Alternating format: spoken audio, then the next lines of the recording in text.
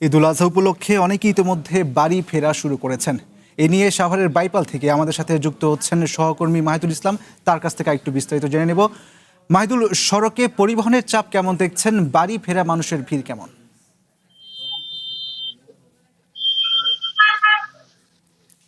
ধন্যবাদ ইশতিয়াক।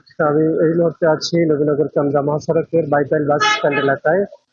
একটি বিষয় জানিয়ে রাখি, ঈদ যতই ঘনিয়ে আসছে ততই কিন্তু বাড়ি ফেরা এবং ঘরে ফেরা মানুষের যে চাপ সেটি কিন্তু ধীরে ধীরে কিন্তু বাড়তে শুরু করেছে। পাশাপাশি কিন্তু এখানকার যে যাত্রীরা রয়েছে তারা কিন্তু আহ, এখানকার অগ্রিম টিকিটের জন্য ইতিমধ্যে এখানকার যে বাস কাউন্টার গুলো আছে সেখানে ভিড় করছেন। পাশাপাশি গাড়ির চাপও কিন্তু এখানে ধীরে ধীরে বাড়ছে। আমরা এখানকার যে পরিবহনের কাউন্টার এবং পরিবহন সংশ্লিষ্ট ব্যক্তিদের সঙ্গে কথা বলেছি, তারা আমাদের জানিয়েছেন যে আগামী রবিবার থেকে গাড়ির চাপ পুরোপুরি কিন্তু গাড়ির চাপ শুরু হবে।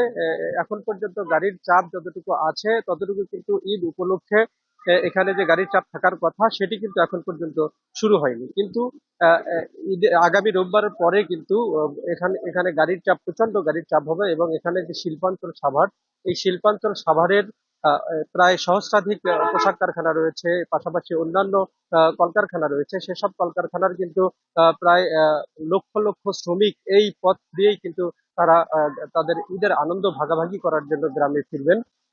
তারা কিন্তু ঈদের আনন্দ ভাগাভাগি করার জন্য শত ভোগান্তি উপেক্ষা করে তারা কিন্তু গ্রামের পানে ছুটে যাবেন। আমরা আরেকটি বিষয় জানিয়ে রাখি, এই সড়কটি দিয়ে কিন্তু এলিভেটেড এক্সপ্রেসওয়ের কাজ চলমান রয়েছে, ফলে কিন্তু সড়কটির বিভিন্ন অংশে খানাখন্দের সৃষ্টি হয়েছে।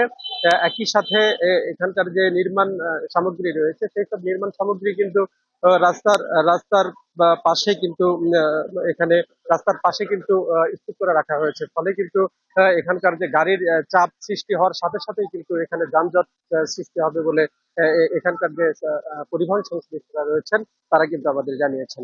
ইশতিয়াক। ধন্যবাদ মাহিদুল। সাভারের বাইপাল থেকে জানাচ্ছিলেন সহকর্মী মাহিদুল ইসলাম।